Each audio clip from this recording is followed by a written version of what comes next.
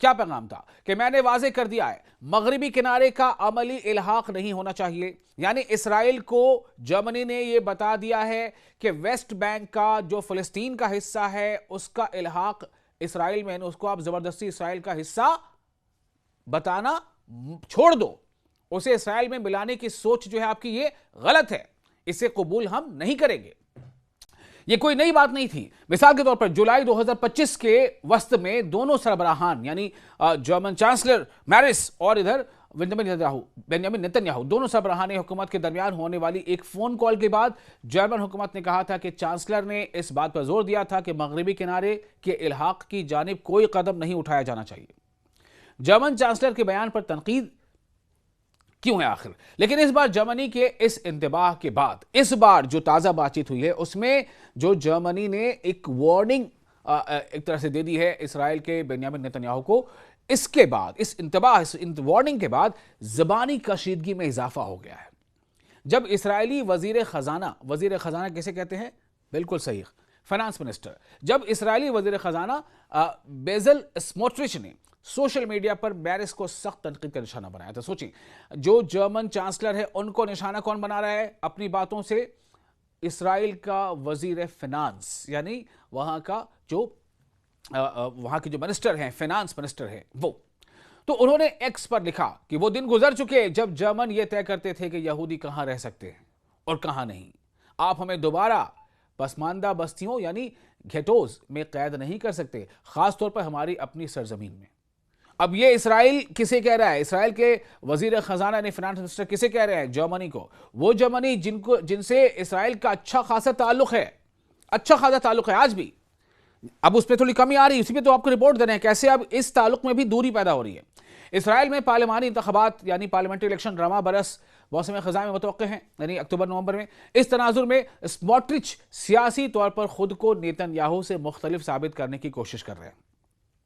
उन्होंने यह बयान इसराइल में होलोकॉस्ट यादगारी दिन से एक रोज कबल दिया। बढ़ती हुई दूरी का असल में मकसद क्या है, क्यों बताया सामने आ रही है बात? बढ़ती हुई दूरी एक इसराइली वजीर की जानिब से जर्मन चांसलर पर यह गैर मामूली तनकीद दरअसल चंद हफ्ते पहले होने वाली एक और सिफारती कशीदगी यानी डिप्लोमेटिक कह सकते हैं उसको, एक दूरी की झलक थी।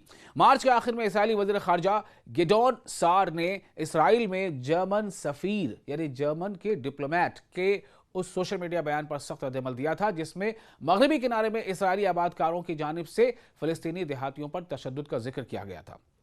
क्या हो रहा है ना, वेस्ट बैंक में इसराइल ने वहां पर बहुत सारी नई बस्तियां आबाद कर दी हैं इन जमीनों पर। किन जमीनों पर? जो फिलिस्तीन की जमीन थी। और वहां जो बस्तियां आबाद की हैं उसमें जो सेटलर्स जिनको सेटल किया गया है, जो वहां रह रहे वो यहूदी हैं, वो क्या करते हैं कि इसराइली जो फौज है उसके सहारे से, उसके इशारे पर वहां आसपास के फिलिस्तीनी जो रहने वाले हैं, जो बरसों से वहां रहते आ रहे हैं, उनको निशाना बनाते हैं, उनकी गाड़ियों को टॉर्चर करते हैं, उनके घरों में आग लगा देते हैं, उनके लोगों से वो गाली गलौज करते हैं, उनको मारते हैं, धमकाते हैं, डराते हैं, सब कुछ करते हैं। और उसके साथ उसकी ढाल किसकी रहती है? कौन उनके पीठ पर खड़ा रहता है? इसराइल की फौज। तो इसराइली फौज का सहारा लेके इसराइली यहूदी सेटलर्स आबादकार वो फिलिस्तीनियों को परेशान करते हैं। तो दुनिया ये जान रही है, खबर तो देखिए आजकल सोशल मीडिया के ज़माने हर जगह खबर पहुंच जाती है। तो अब हर देश में जो लोग भी मतलब जो एक इंसान सही मानो जो बसता है, जहां भी जो सही जो ह्यूमन है, जो ह्यूमन वैल्यूज को समझता है, वो लोग इससे बर्दाश्त नहीं करते, उनको अच्छा नहीं लगता। होते होते क्या होता है, एक दिन गुस्सा बढ़ता है, फिर प्रोटेस्ट होता है, सरकारों पर दबाव बनता है। नतीजा यह है कि इसराइल से कई सरकारों की दूरी अब साफ दिखाई दे रही है। हालिया हफ्तों में सोशल मीडिया पर होने वाली ये तल्ख बहसें सिर्फ ऑनलाइन माहौल की सख्ती नहीं दिखाती, बल्कि जर्मनी और इसराइल के दरमियान बढ़ती हुई दूरी की जानिब निशानदेही भी करती हैं। जर्मनी और इसराइल के दरमियान आखिरी मुश्तरका हुकूमती मुशावरत आखिरी 2018 में हुई थी। उसके बाद से दोनों मुल्कों के ताल्लुकात, रिश्ते में वाज़े सर्द बेहरी देखी जा रही है, ठंडापन देखा जा रहा है, गर्माहट नहीं है। जर्मनी बार बार कहता रहा है कि मकबूजा मगरिबी किनारे में यानी कि वेस्ट बैंक के जो एरियाज जहां पर इसराइल ने कब्जा किया हुआ है, वहां नई इसराइली आबादियां इंटरनेशनल लॉज के खिलाफ हैं, उसके विरोध में हैं, बिल्कुल उसके विपरीत हैं, अंतर्राष्ट्रीय कानून के विपरीत हैं। दूसरी जानिब इसराइली हुकूमत ने फलस्तीनी रियासत के क़याम के ख्याल को वाज़ेह तौर पर मुस्तरद कर दिया है। इसराइल का मौक़िफ़ क्या है? वो फ़लस्तीन को एक कंट्री के तौर पर मानने को तैयार ही नहीं है, जबकि फ़लस्तीन काफ़ी लंबे अरसे से वहां पर बसा है। फ़लस्तीनियों ने ही वहां पर इसराइलियों के घर से बसने दिया था जब वो भगाए गए थे जर्मनी से परेशान करके। तो हालात अब यहां तक पहुंच चुके हैं।